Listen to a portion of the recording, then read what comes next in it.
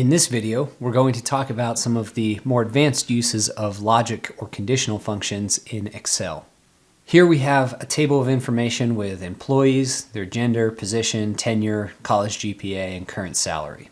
In the past, if we wanted to do an average salary based on, say, people that have been with the company more than 10 years, we could come over here, and we've gone through in a previous video, you can use an if statement that if their tenure is greater than 10, then we would put their salary, and if not, then we would leave it blank with double quotes, close that, drag it down all the way through each of those employees. Then we could use an average function here to take the average of those data. If we format it correctly here, we can put it into currency, and we see the average of those that have been with the company greater than 10 years is this amount here. There are actually a lot easier ways to do that type of an exercise, or to count how many associates have been here for more than 8 years, or what is the average salary based on gender or based on GPA. Any of those types of things we can do with some of these conditional functions. If we'll insert a new column here, and we'll make this column a little bit thinner so that it's out of the way, I want to create to start a few input cells here. So we'll select these, and I would recommend you type this in on your spreadsheet. We'll use the input style here, and we'll allow the gender to start off to be male. The tenure will start off with 10 years and GPA of 3.2. And we'll talk a little bit more about how we use these down here as we go through these formulas. So instead of having to go through and create a new column for, let's just call this average if greater than 10, instead of creating a new column here where I check the tenure for every single row to see if it's greater than 10, and then list out the salary, and then at the end of that have to do an average calculation based on the results of those, I can actually do all of that type of logic within these functions here that we'll learn today. Let's start with the COUNTIF function. If we type equals COUNTIF, you'll see here that we can select a range and then a criteria for that range. So if we start off by selecting these gender options here, and then the criteria is this gender that we've selected here in this condition box, when we press close parenthesis and enter, it tells us that there are 9 males in this list. The way this function works is it has only 2 arguments: a range where you select all of your data set, and then a criteria where if your data meets that criteria, then the answer is counted. And that's the entire formula. Let's say that you have more than one condition, though, that you want to understand. That's where the COUNTIFs formula comes into play. And actually, COUNTIFs, plural, can accept any number of criteria ranges. You can continue to add new criteria. As an example here, we'll just go through an example with 2 different criteria. If our first criteria is gender, and we select that and we tell the criteria has to be male, our second criteria could be a college GPA. And in this case, let's say that our GPA we would like to be not exactly 3.2, but greater than 3.2. To do that in this formula, you have to include in double quotes a greater than sign, and then you use the ampersand to combine that with our data here. And Excel knows how to read that as saying greater than 3.2. We'll close our parentheses here and hit enter, and there are 6 males with a GPA greater than 3.2. Before we go into these next set of formulas, I'm going to name some ranges. We've learned about named ranges over and over again, but this helps us to reference our base data without having to think too much about selecting the correct range, because when you use a named range, it anchors that reference for you automatically. In other words, it leaves it as an absolute reference, and so as you copy or move formulas, it keeps pointing to the same set of data. So we'll call this here gender. We'll call this column tenure.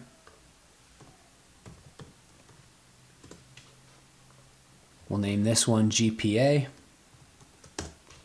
And the last one we'll call salary. Over here, we'll name these as well. We'll call this G_1. We'll call this one T_1. And we'll call this one GPA_1. Moving on to our next function here, the SUMIF. If we wanted to understand the sum of all of those salaries for people that have been here more than some number of years, we could go ahead and do that using this formula here, SUMIF. And what the SUMIF function allows you to do is choose a range and whether that criteria matches, and then optionally a different sum range. Here, the range that we're going to evaluate is the tenure, which we can just use our named range for. The criteria we'll reference is this cell right here, and we want to know if it's been greater than that. So we will start with the double quotes, greater than, and an ampersand. Choose that range again, and now our sum range is a separate range. It's called salary. So we want to know the sum of all the salaries if they have been there greater than 10 years or whatever date is in that tenure input box. When we press enter here, we get that value, and Control-Shift-4 will give you currency formatting as a shortcut. What if you have more than one criteria? That's where SUMIFs comes into play, just like COUNTIFs. The sum range is now asked for as the first argument, so that's a difference here. And for that, we'll use our salary range. Now it goes through an infinite number of criteria options that you can add. So if our first criteria that we want to look at is gender, we can choose where it's equal to our G_1 here at the input box of male. Our criteria number 2 could be GPA. And our criteria range is not exactly equal to that 3.2, but let's just say in this case we want to do greater than or equal to that 3.2. So again, we use the double quotes, put that operator in those quotes, then use the ampersand to connect it to our GPA choice. And then we press close parenthesis, and that's the salary for those associates. Control-Shift-4 will give you a dollar format there. Our next function is average if, and it functions much the same way as our previous examples here. If we type in average if, it first asks for the range. And let's say we want to take the average of our tenure, and here we will say if it is less than, and we'll use the ampersand again to choose our tenure box up here at the top. We don't need to fill in the average range optional parameter here because we are taking the average of tenure, which was our first range anyway. Close parenthesis and enter. And what this tells us here is that the average tenure of people that have been here less than 10 years is 6.17 years. Just like our previous examples, average ifs is a much more expansive function. In fact, my recommendation is always to use the functions that use the ifs plural at the end, because they do everything that the singular function can do and more. So it'll save you time in terms of what you learn and focus on by learning really well how to use the plural, count ifs, sum ifs, average ifs, etc. Here we want to know what we're trying to average. And in this case, let's average again the tenure. The next thing is, well, what criteria should we use to determine whether or not to include that particular row in our average calculation? To start, we'll use GPA, and we'll choose here where GPA, if we press comma, double quote, is greater than or equal to, we use the ampersand to connect it here to this GPA. The second range we'd like to use is going to be our gender. And our criteria here will be male up at the top.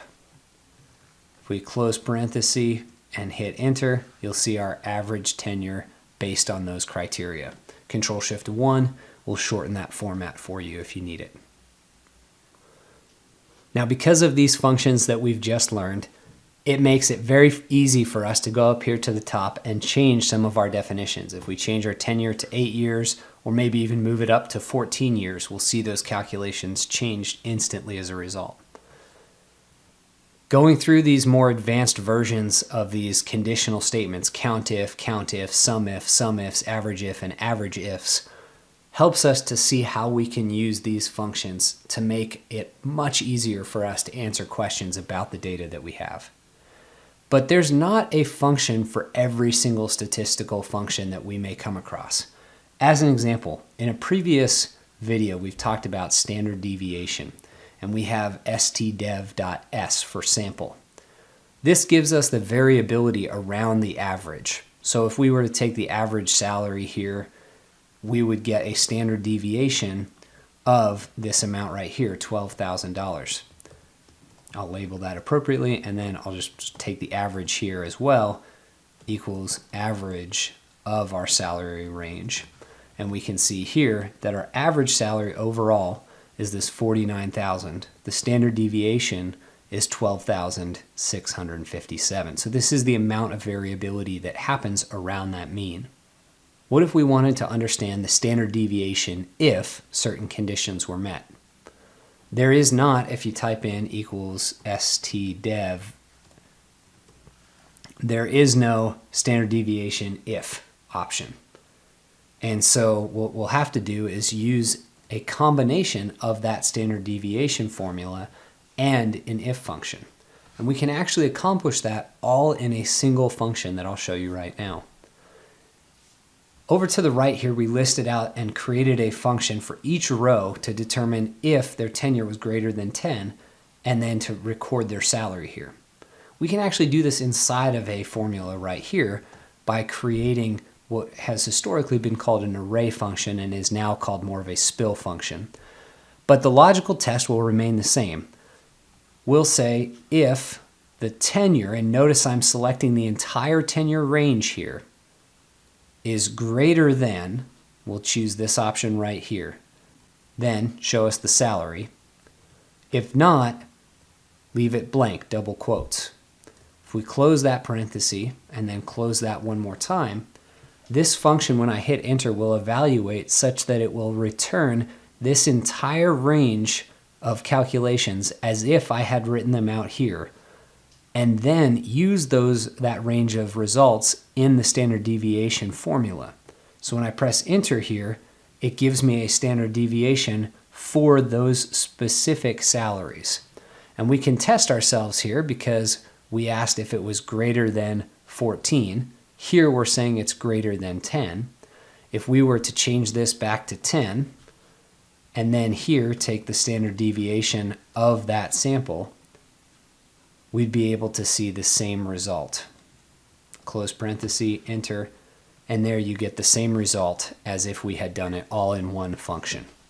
To show just two more examples of how we can use this variation with standard deviation where we've embedded it within an if function and a standard deviation function, I want to explore both the max and the min functions. And so let's say we had a max or a minimum calculation if a certain condition was met.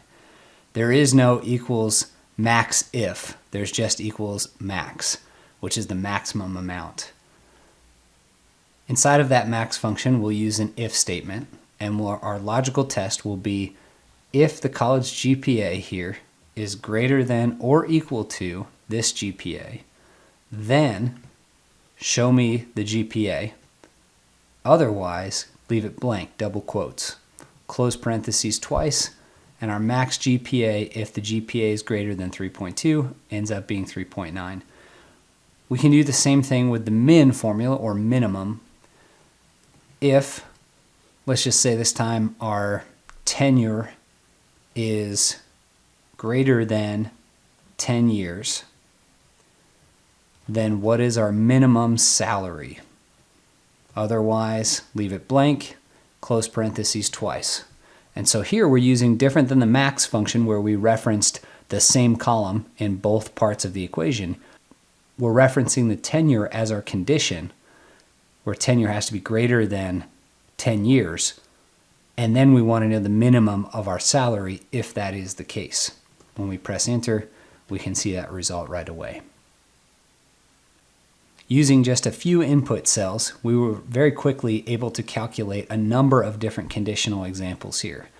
And of course, if we change any of these input cells, the results that tie to them will also change automatically. So hopefully this helps as you're thinking about how to understand general statistics in a data set given a set of criteria.